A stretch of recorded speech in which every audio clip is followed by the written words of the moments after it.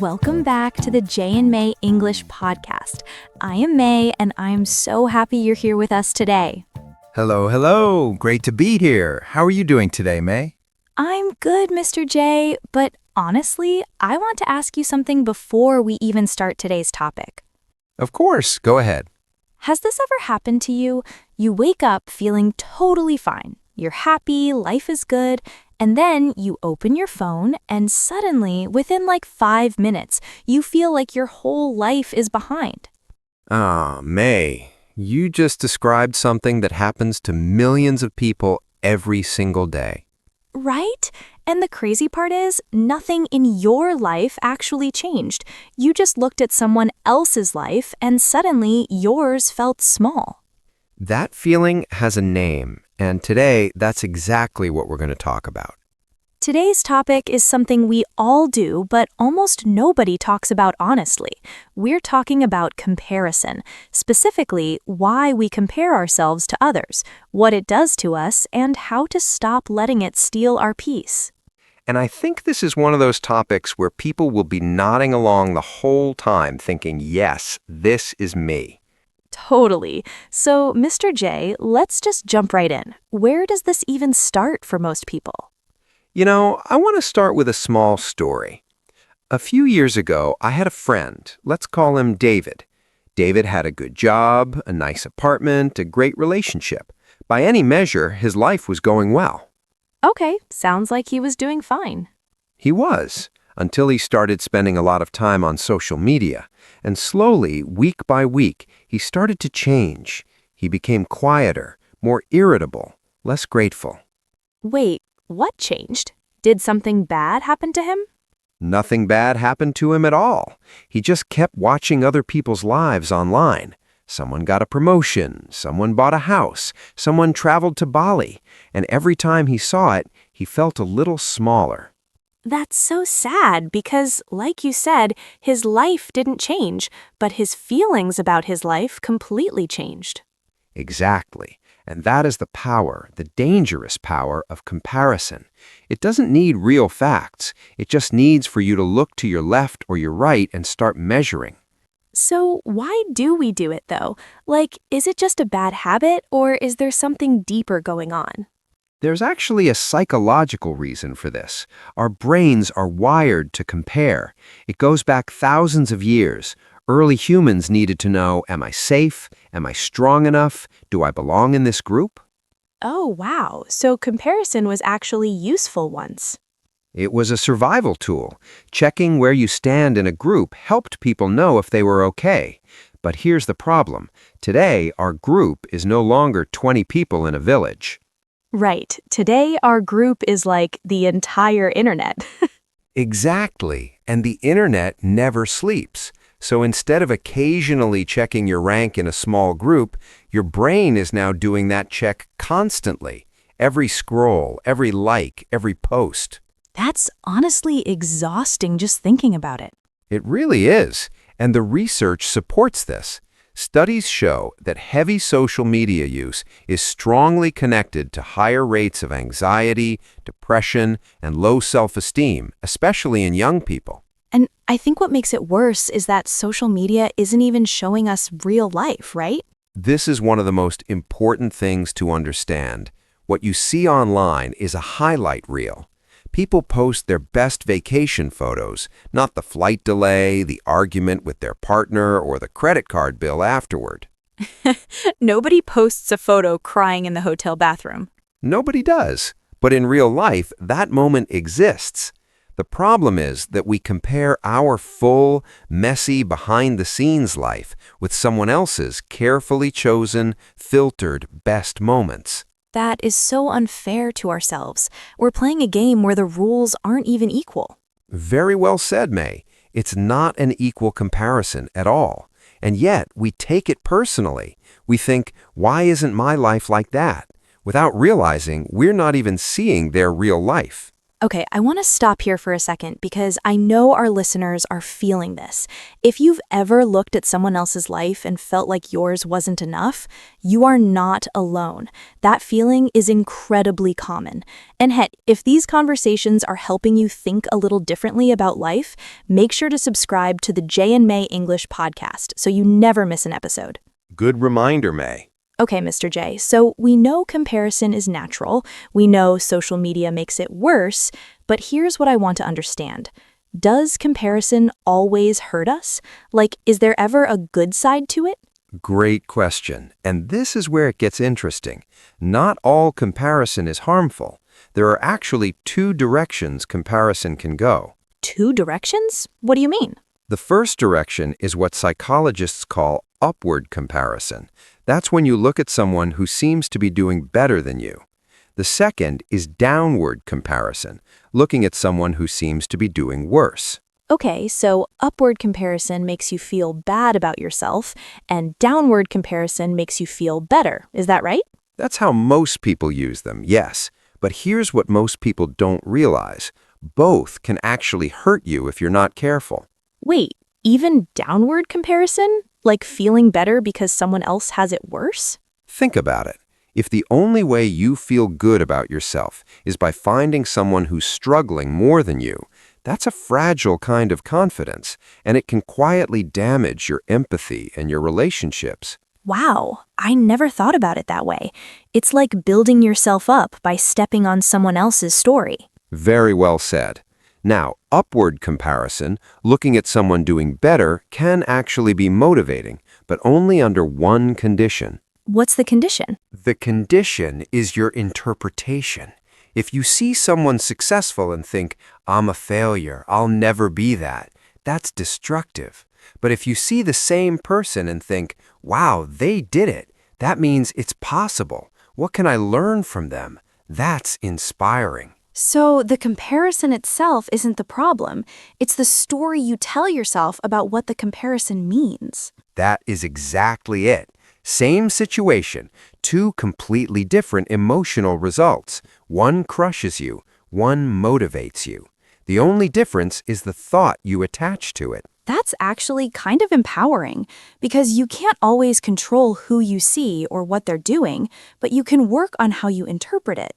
And that's a skill, a real learnable skill. It takes practice, but it is absolutely possible to change that automatic response. Okay, Mr. J, here's something I want to bring up because I think this is a mistake a lot of people make, and I know I've made it. We compare ourselves in areas that don't even matter to us personally. Say more about that. Like, I don't even care that much about having a fancy car. I never really think about it. But then I see a friend post about their new car, and suddenly I feel behind. Even though, why? I don't even want that. This is such a real and important point.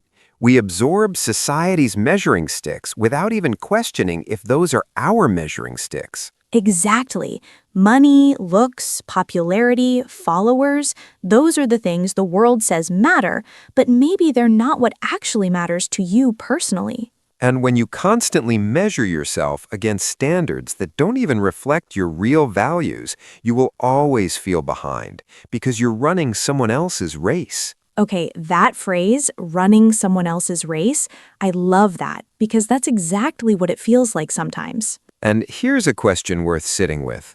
What does your race look like? What are the things that genuinely matter to you? Not to society, not to your family, not to social media, but to you. That takes some honest self-reflection, doesn't it? It does, but it's one of the most freeing things you can do. Because once you're clear on your own values, comparison starts to lose its grip. You look at someone else's life and you can genuinely think, that's great for them. That's not my path. And I think there's something else here, something we haven't talked about yet. What about the person we forget to compare ourselves with most often? And who is that? Ourselves, our past selves. Now that is a powerful shift.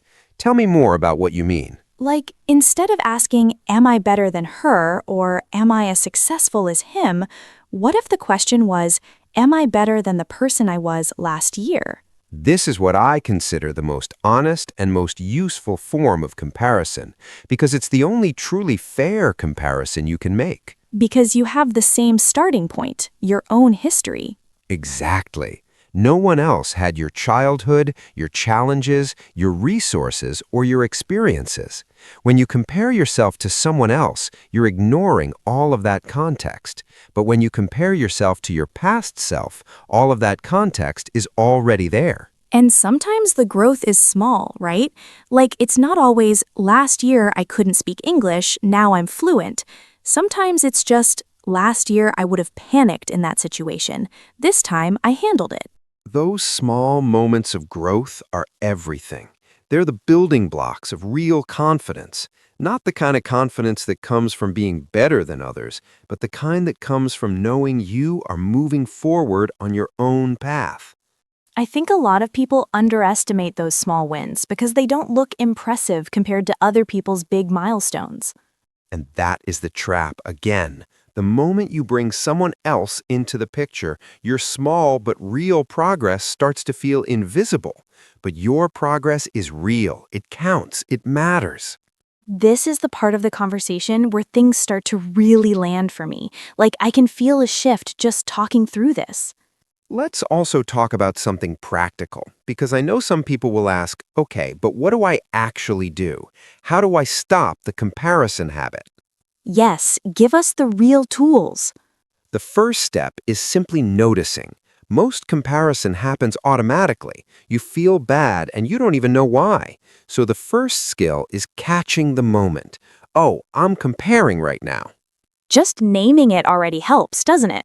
Significantly, because once you name it, you're no longer just inside the feeling, you're observing it. And from that small distance, you have a choice. And I think the second step is asking yourself that question you mentioned earlier. Is this even something I actually value? Yes, and the third step is redirecting. Instead of staying with the thought, they're doing better than me, you ask, what's one thing I can do today to move forward on my own goals? So you're not trying to force yourself to feel grateful or happy, you're just gently redirecting the energy toward your own path. You don't suppress the feeling. You acknowledge it, you question it, and you redirect it. That's the cycle. Okay, I love this. And I think one more thing worth saying, this is a habit, not a character flaw. Like if you compare a lot, it doesn't mean something is wrong with you as a person. That is so important. Comparison is one of the most universal human behaviors. Every single person does it. The goal isn't to become someone who never compares. The goal is to not get stuck there. To notice it, learn from it when it's useful, and let it go when it's not. Beautifully said.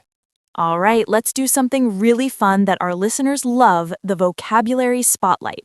We're going to revisit 5 key words and phrases from today's conversation and make them stick. I enjoy this part. Let's go. Word number 1, highlight reel. Mr. J, what does this mean? A highlight reel is a collection of only the best moments. In sports, it's the best plays. In life, it means the most impressive or beautiful moments someone chooses to show the world. For example, her Instagram is just a highlight reel. It doesn't show the hard days. And if you want to practice saying it, say highlight reel. Go ahead. Word number 2, upward comparison. This means comparing yourself to someone who seems to be doing better than you. For example, he made an upward comparison when he looked at his classmates' grades and felt discouraged. Word number 3, this one is mine, running someone else's race. This phrase means chasing goals or standards that belong to someone else, not you. For example, she realized she was running someone else's race when she noticed she didn't even want the things she was working so hard for. I love that one. Word number 4, downward comparison. This is comparing yourself to someone who seems to be doing worse, usually to feel better about yourself. For example, he used downward comparison to feel okay, but it didn't fix the real problem. And word number 5, personal growth. This means improving yourself over time based on your own progress. For example, she measured her personal growth by comparing who she was this year to who she was last year. Personal growth, a beautiful phrase. These 5 phrases give you real vocabulary for talking about your own emotions and choices in English. Okay, we're almost at the end, and I always love this part. My light bulb moment. What was yours today, May? So many moments, honestly. But I think the biggest one for me today was this idea that comparison feels like a fact, but it's actually a story. You see something, your brain makes it mean something, and that meaning, that's where the damage happens, not from what you saw itself. That is a real insight. The event is neutral. The suffering comes from the interpretation. And the other thing that really got me was the idea of running someone else's race. Like, how often do we feel bad about not having things we don't even truly want? We've absorbed other people's finish lines as our own. And the remedy to that is self-awareness, knowing your own values, building your own definition of progress, and measuring yourself kindly against who you were, not who someone else is. I think if someone is listening to this and they feel like they're always behind, I just want to say you might just be on a different track, and different doesn't mean behind. Different doesn't mean behind. That is worth writing down. So here's our question for you today, and we would genuinely love to read your answers. Think about this. When is the last time you compared yourself to someone else and felt small? And what is one thing about your journey right now that you are actually proud of? Write it in the comments, really, because sometimes the simple act of writing it makes you see it more clearly. Yes. And hey, if today's conversation added something to your day, share this episode with someone who needs to hear it. And subscribe to the Jay and May English podcast so we can keep having these kinds of honest, real conversations together. Thank you for spending this time with us. Remember, the goal is not to be better than everyone else. The goal is to be better than you were yesterday. That's it for today, everyone. Take care of yourself, be kind to yourself, and we'll see you in the next episode. Bye! Goodbye, everyone. Take care.